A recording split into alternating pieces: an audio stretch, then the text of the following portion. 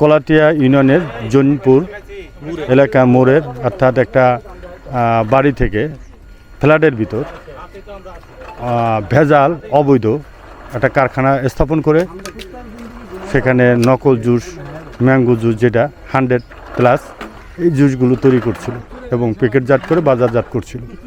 আমরা গোপন সংবাদের ভিত্তিতে সংবাদ পাইয়া আমরা এবং সেনাবাহিনী যৌথভাবে অভিযান পরিচালনা করি।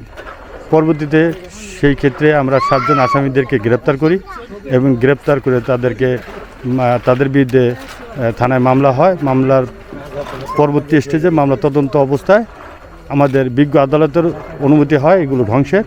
আমাদের senior sir additional SP Keraniganj circle sir তিনি এখানে এসেছিলেন এবং আমাদের তার নেতৃত্বেই এবং আমি কলাতা ফাঁড়ি পুলিশ ফাঁড়ির ইনচার্জ, আমাদের থানার ইন্সপেক্টর তদন্ত সাহেব ছিল এবং আমাদের এসআই যিনি তদন্তকারী কর্মকর্তা এসআই আবু হান্নান সহ অনেক অফিসার ফোর্স আমরা এখানে উপস্থিত থাকি।